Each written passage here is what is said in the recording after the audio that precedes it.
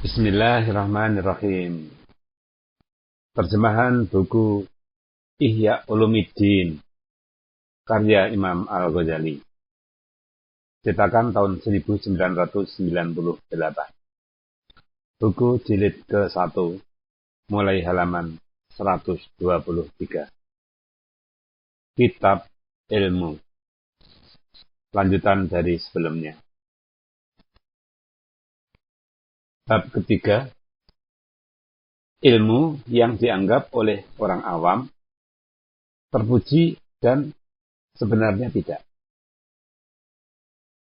Padanya penjelasan segi yang menyebabkan sebagian ilmu itu menjadi tercela dan penjelasan penggantian nama-nama ilmu, yaitu fikih, ilmu, tauhid, tazkir, dan hikmah.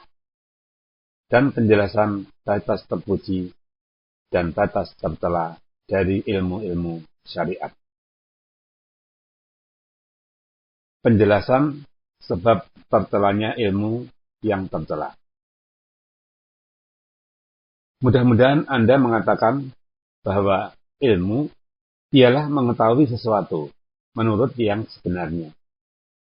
Dan ilmu itu adalah salah satu daripada sifat Allah Ta'ala.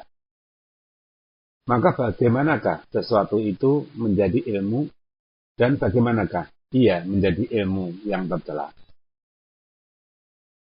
Ketahuilah kiranya bahwa ilmu itu tidak tercela karena ilmu itu sendiri.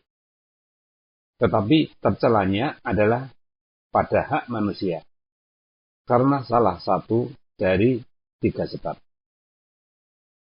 Sebab pertama adalah ilmu itu membawa kepada sesuatu kemadharatan, baik bagi yang mempunyai ilmu itu sendiri atau bagi orang lain, seumpama tercelanya ilmu sihir dan mantra-mantra. Itu memang sebenarnya karena diakui oleh Al-Quran yang demikian. Dan ilmu itu menjadi sebab yang membawa kepada perceraian di antara suami istri. Rasulullah SAW telah pernah disihir orang dan sampai sakit karenanya. Hadis tentang Rasulullah SAW disihir orang diriwayatkan Al-Bukhari dan Muslim dari Aisyah radhiyallahu anha. Maka malaikat Jibril alaihissalam datang menyampaikan peristiwa itu kepada Nabi SAW dan mengambil benda sihir itu dari bawah batu pada dasar sumur. Sihir itu adalah semacam keadaan yang timbul, yang diambil dari pengetahuan dengan khasiat benda-benda, disertai dengan hitungan tentang terbit bintang-bintang. Dari benda-benda itu diperbuat suatu boneka menurut bentuk orang yang disihirkan, dan diintip suatu waktu tertentu dari terbit bintang-bintang yang disertai pembacaan kalimat-kalimat yang berasal dari kufur dan keji yang menyalahi syariat. Dan dengan kalimat-kalimat itu sampai kepada meminta tolong kepada setan-setan. Dari keseluruhan itu, dengan hukum kehendak Allah Ta'ala di luar kebiasaan, terjadilah hal-hal yang di luar biasa pada diri orang yang disihirkan. Dan mengetahui sebab-sebab tersebut dari segi dia itu pengetahuan tidaklah tercela. Tetapi tidaklah dia itu membawa kebaikan selain kepada mendatangkan kemadharatan kepada makhluk Tuhan. Jalan kepada kejahatan adalah kejahatan. Maka itulah sebabnya ilmu sihir itu menjadi ilmu yang tercela. Bahkan orang yang mengikuti seorang aulia Allah untuk dibunuhnya, di mana aulia itu sudah bersembunyi daripadanya pada suatu tempat yang terjamin. Apabila orang zalim menanyakan tempat aulia itu, maka tidak boleh memberitahukannya, tetapi wajib berdusta. Menerangkan tempat persembunyian aulia itu adalah menunjuk dan memfaedahkan pengetahuan tentang sesuatu menurut yang sebenarnya. Tetapi itu tercela, sebab membawa kepada kemadaratan. Sebab kedua, bahwa ilmu itu menurut kebiasaan memberi madarat kepada yang mempunyai ilmu itu sendiri, seperti ilmu nujum. Ilmu nujum itu sendiri tidak tercela, sebab dia terbagi dua. Satu, bagian hisab. Al-Quran sudah menerangkan bahwa perjalanan matahari dan bulan itu dengan hisab. Berfirman Allah Ta'ala, As-samsu wal qamaru bi husban. Matahari dan bulan itu beredar menurut hisab atau perhitungan. Surat Ar-Rahman ayat 5. Dan firman Allah Ta'ala, wal qamara qaddarnahu manazila hatta ada kal urjunil qadim. Artinya, kami tentukan bulan itu beberapa tempat tertentu sampai kembali dia seperti mayang yang sudah tua. Surat Yasin ayat 39. Kedua, hukum-hukum dan hasilnya kembali kepada membuat dalil atas segala kejadian dengan sebab musababnya. Yaitu menyerupai dengan cara dokter membuat dalil dengan detakan jantung kepada apa yang akan terjadi pada penyakit. Yakni mengetahui tempat berlakunya sunnah Allah dan adat kebiasaannya pada makhluknya. Tetapi ilmu dicela agama. Berkata Nabi Sallallahu Alaihi Wasallam, apabila disebut takdir, maka peganglah. Apabila disebut bintang, maka peganglah. Dan apabila disebut sahabatku, maka peganglah. Diriwayatkan At-Tabarani dari Ibnu Mas'ud. Dan bersabda Nabi Sallallahu Alaihi Wasallam, aku takut atas umatku sesudahku 3 perkara. Kedoliman imam-imam, percaya kepada bintang-bintang, dan pendustaan kepada takdir. Diriwayatkan Ibnu Abdul Barri dari Abi Muhsan. Berkata Umar bin Al-Khattab radhiyallahu anhu, pelajarilah dari bintang-bintang itu apa yang dapat menunjukkan jalan kepadamu di darat dan di laut. Kemudian berpeganglah kepada pengetahuan itu. Dilarang pengetahuan tersebut dari 3 segi. 1. Bahwa ilmu itu memberi madarat kepada kebanyakan orang. Sebab apabila diterangkan kepada mereka bahwa hal-hal itu terjadi adalah akibat perjalanan bintang-bintang, lalu tumbuhlah anggapan dalam hati mereka bahwa bintang-bintang itu dapat memberi bekas, dan bahwa bintang-bintang itu Tuhan-Tuhan pengatur, karena dia itu zat mulia di langit. Dan besarlah kesannya dalam hati, lalu kekalah hati menoleh kepadanya. Dan hati itu melihat kebaikan dan kejahatan itu dilarang atau diharap dari pihak bintang-bintang itu. Lalu terputuslah dari hati ingatan kepada Allah Ta'ala. Orang yang lemah imannya menunjukkan pandangannya kepada perantara-perantara. Seorang berilmu yang mendalam memandang bahwa matahari, bulan, dan bintang itu menuruti perintah Allah Ta'ala.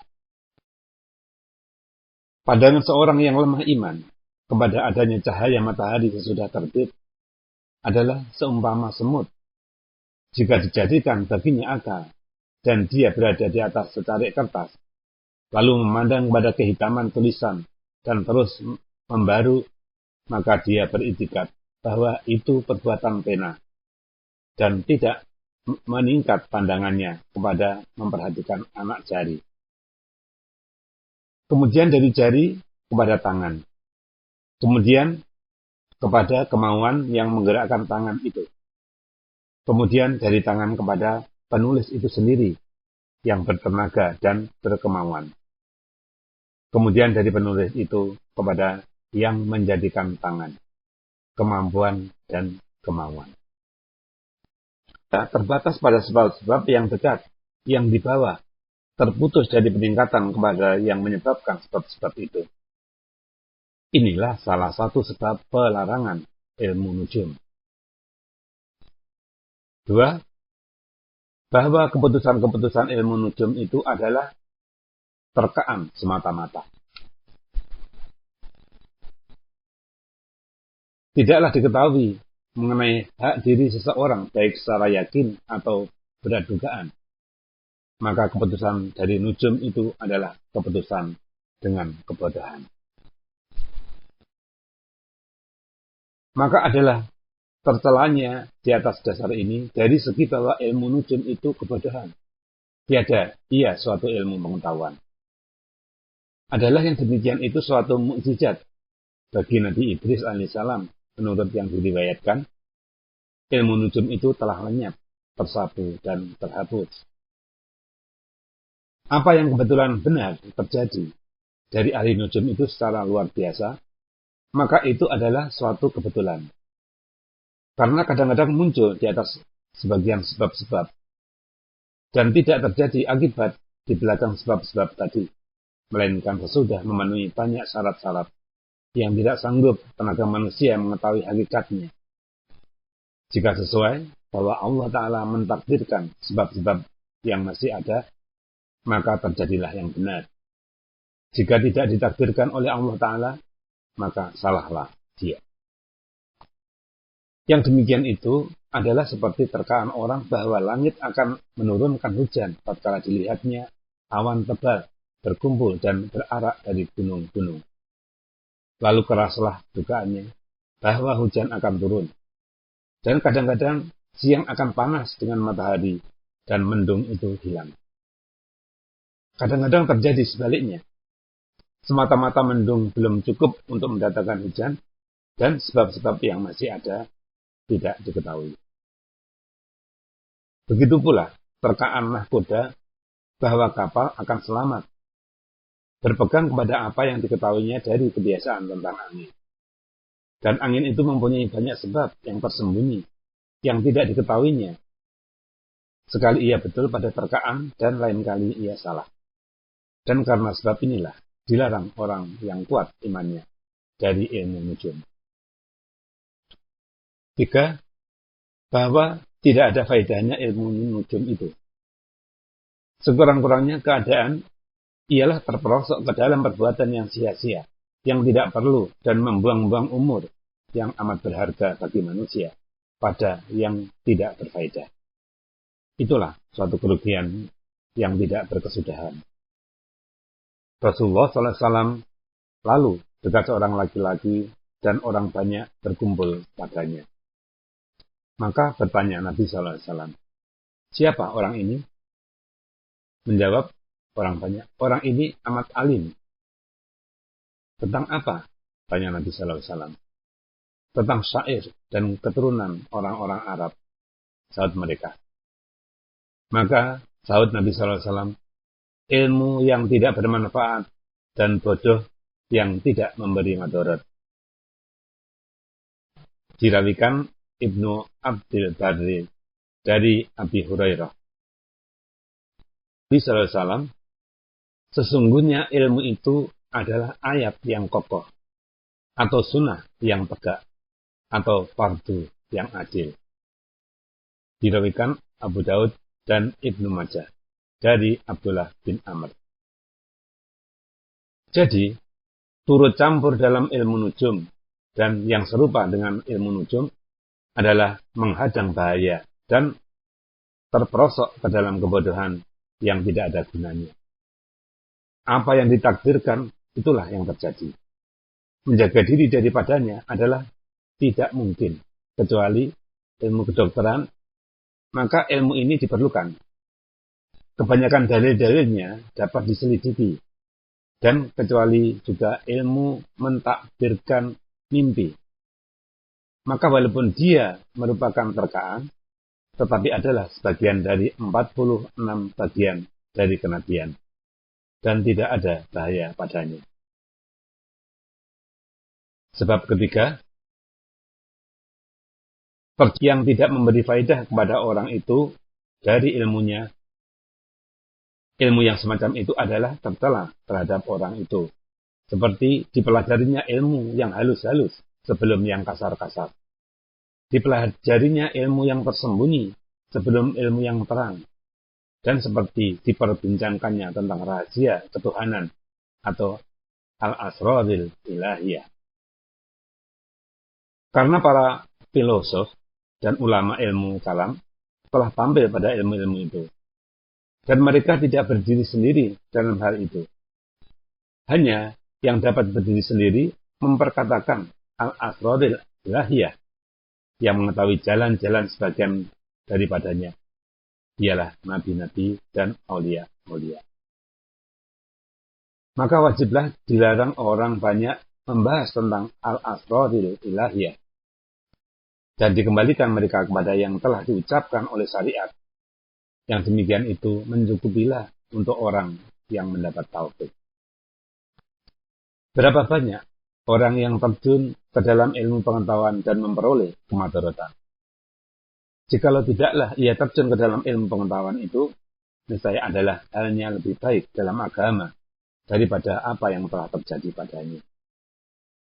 Dan tidak dapat dibantah adanya ilmu yang mendatangkan madarat bagi sebagian manusia, seumpamanya madarat daging burung dan beberapa macam kue yang enak rasanya kepada bayi yang masih menyusu. Bahkan banyak orang yang berguna baginya kebodohan dalam beberapa hal. Menurut cerita, bahwa sebagian orang mengadukan halnya kepada seorang tabib akan kemandulan istrinya. Wanita itu tidak beranak. Maka tabib itu memeriksa denyut urat nadi. Lalu ia berkata, tidak ada gunanya engkau diberikan obat beranak. Sebab engkau akan mati sampai 40 hari ini. Denyut urat nadimu menunjukkan yang demikian. Maka gemetarlah wanita itu dengan ketakutan dan sangat susahlah hidupnya. Dikeluarkannya lah hartanya, dibagi-bagikan dan diwasiatkan. Tinggallah ia tidak makan dan tidak minum, sehingga berlalulah masa itu. Dan wanita itu tidak mati. Maka datanglah suaminya kepada tabib dan menanyakan mengapa istrinya tidak mati. Maka menjawab tabib, aku sudah tahu yang demikian. Sekarang bersetubuhlah, dia akan beranak. Mengapa begitu? Tanya si suami. Menjawab tabib, aku lihat dia sangat gemuk. Lemak telah menutupi mulut rahimnya. Aku tahu bahwa dia tidak akan kurus selain dengan takut kepada mati. Maka aku takutkan dia dengan demikian, sehingga dia kurus. Dan hilanglah halangan dari beranak. Maka ini memberitahukan engkau kepada merasakan bahaya sebagian pengetahuan. Dan memberi pemahaman kepada engkau pengertian sabda Nabi Sallallahu Alaihi Wasallam. Kita berlindung dengan Allah Ta'ala dari ilmu yang tidak bermanfaat. Maka ambillah ibarat dengan cerita ini. Janganlah kiranya Anda menjadi penyelidik dari ilmu yang dicela agama dan dilarang daripadanya. Dan haruslah mengikuti para sahabat Nabi Sallallahu Alaihi Wasallam dan berpeganglah kepada sunnah. Keselamatan adalah dengan mengikuti jejak Nabi. Dan bahaya adalah dalam membahas beberapa perkara yang berdiri sendiri dalam hal itu. Janganlah diperbanyak membanggakan diri dengan pendapat sendiri, akal pikiran sendiri, dalil sendiri, dan keterangan sendiri dengan mendakwakan bahwa aku mengadakan pembahasan tentang hal-hal itu untuk aku ketahui yang sebenarnya. Manapun kemadaratan yang timbul dalam pemikiran mengenai ilmu pengetahuan, maka kemadaratannya yang kembali kepadamu adalah lebih besar. Berapa banyak hal yang engkau perhatikan, lalu menimbulkan kemadaratan oleh perhatian itu, yang hampir mencelakakan kamu di akhirat, kalau tidaklah rahmat Tuhan datang membelainya. Ketahuilah, bagaimana seorang tabib yang ahli mengetahui segala pengobatan, di mana menjauhkan diri daripadanya orang yang tidak mengetahuinya. Maka demikian pula para nabi, tabib hati, dan para ulama yang tahu sebab-sebab hidup keakhiratan. Dari itu, janganlah terlalu berpegang teguh kepada sunnah mereka dengan akal pikiranmu, maka kamu akan binasa. Berapa banyak orang yang terkena suatu halangan pada anak jari tangannya, lalu akal pikirannya menghendaki untuk memijit anak jari itu, sehingga diberitahukan oleh tabib yang ahli bahwa obatnya adalah tapak tangan itu dipijit dari bagian yang lain dari badan. Orang itu tidak mau menerimanya, karena ia tidak mengetahui percabangan urat dan pertumbuhannya, serta cara perlipatan pada tubuh. Maka begitu juga urusan pada jalan akhirat, pada yang halus-halus dari sunnah agama dan adab-adabnya, dan mengenai akidah yang menjadi ibadah manusia, mengandung rahasia dan isi yang halus-halus, yang tidak sanggup keluasan akal manusia dan kekuatannya mengetahuinya. Sebagaimana pada khasiat batu-batu, ada hal-hal yang ajaib, yang tidak sampai ilmu tukangnya ke sana, sehingga tidak ada orang yang mengetahui sebab. Maka besi berani itu menarik besi biasa. Maka keheranan dan keganjilan pada akidah dan amal, dan menggunakan untuk kejernihan, membersihkan, mensucikan, mengadakan perbaikan bagi hati atau jiwa, untuk meningkat tinggi di samping Allah Ta'ala, dan membawa bagi anugerah kemurahannya, adalah lebih banyak dan lebih besar dari apa yang pada obat-obat dan jamu-jamu. Sebagaimana tidak sampai akal manusia mengetahui kegunaan obat-obatan, serta percobaan adalah jalan kepadanya, maka akal manusia tidak sampai untuk mengetahui apa yang bermanfaat pada hidup akhirat, sedang percobaan tidak ada jalan ke sana. Hanya adalah percobaan berjalan ke akhirat kalau pulanglah kepada kita beberapa orang yang telah mati, lalu menerangkan kepada kita amal perbuatan yang diterima, yang bermanfaat, yang mendekatkan kepada Allah Ta'ala di sisinya, dan dari amal yang menjauhkan daripadanya. Begitu pula mengenai akidah. Dan yang demikian itu termasuk yang tidak usah diharapkan. Dari itu cukuplah kiranya bagi Anda dari kegunaan akal untuk dapat menunjukkan Anda kepada membenarkan Nabi Shallallahu Alaihi Wasallam dan memahamkan Anda segala sumber isyaratnya. Kemudian, singkirkanlah akal itu dari penggunaannya dan tetaplah mengikuti Nabi, di mana Anda akan selamat dengan jalan itu. Dari itu Nabi Shallallahu Alaihi Wasallam bersabda bahwa sebagian dari ilmu itu kebodohan dan sebagian dari perkataan itu tidak menjelaskan. Diriwayatkan Abu Daud dari Buraidah. Yang dimaklumi bahwa ilmu itu tidaklah kebodohan, tetapi ilmu itu membekas akan pembekasan kebodohan pada mendatangkan kemadaratan. Maka Nabi SAW bersabda pula, sedikit taufik Tuhan adalah lebih baik dari banyak ilmu.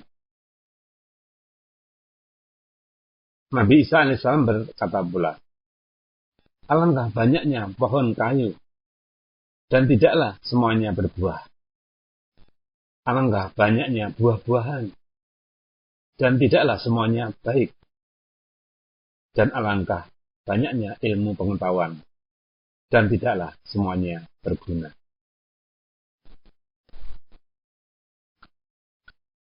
Penjelasan apa yang digantikan dari kata-kata ilmu. Ketahuilah bahwa sumber yang menimbulkan keserupaan ilmu yang tercela dengan ilmu syariat ialah penyelewengan nama-nama yang terpuji, penggantiannya dan pemindahannya dengan maksud-maksud yang merusakkan kepada pengertian-pengertian yang tidak dikehendaki oleh orang-orang soleh terdahulu dan abad pertama, yaitu 5 perkataan: fikih, ilmu, tauhid, tazkir, dan hikmah. Inilah nama-nama yang terpuji. Orang-orang yang bersifat dengan nama-nama tadi adalah orang-orang yang berkedudukan tinggi dalam agama. Tetapi sekarang nama-nama itu sudah dialihkan kepada pengertian-pengertian yang tercela, sehingga hati lari dari celaan orang-orang yang bersifat dengan pengertian-pengertian itu, karena terkenalnya pemakaian nama-nama itu kepada mereka. Perkataan pertama, fikih. Telah diselewengkan pemakaiannya secara tertentu, tidak dengan dipindahkan dan diputarkan. Karena mereka telah menentukan pemakaian fikih itu kepada pengetahuan furu' atau cabang agama yang ganjil mengenai fatwa, mengenai sebab-sebab yang mendalam dari fatwa itu, memperbanyak pembicaraan padanya, menghafal kata-kata yang berhubungan dengan fatwa itu. Maka orang yang amat mendalaminya dan banyak berbuat kepadanya disebut al-afqah atau yang terahli dalam ilmu fikih. Pada masa pertama dahulu adalah nama fikih itu ditujukan kepada pengetahuan jalan akhirat, kepada mengenal penyakit jiwa yang halus-halus dan yang merusakkan amal, teguh pendirian dengan pandangan hina kepada dunia, sangat menuju perhatian kepada nikmat akhirat dan menekankan ketakutan kepada hati. Dibuktikan kepada yang demikian itu oleh firman Allah Azza wa Jalla. Liyatafaqahu fid-dini walitundiru qaumahum idza raja'u ilaihim. Artinya, untuk mempelajari atau berfikih dalam agama dan memberi peringatan kepada kaumnya apabila telah kembali dari menuntut ilmu kepada mereka. Surat Al-Baqarah ayat 122. Ilmu yang menghasilkan peringatan dan penakutan itulah fikih namanya. Bukanlah fikih itu mencabang-cabang soal talak, soal pembebasan perbudakan, li'an, pesanan barang, dan sewa-menyewa. Yang demikian itu tidaklah membuahkan peringatan dan penakutan. Bahkan bila terus-menerus bergelimang dengan itu, membawa kepada hati kasar, mencabut ketakutan dari hati, sebagaimana kita saksikan sekarang pada orang-orang yang menjurus demikian. Berfirman Allah Ta'ala, lahum qulubun la yafqahuna biha. Artinya, bagi mereka hati yang tidak memahami atau berpikir dengan hati itu. Surat Al-A'raf ayat 179. Dimaksudkan dengan fikih ialah pengertian-pengertian keimanan, bukan pengeluaran fatwa.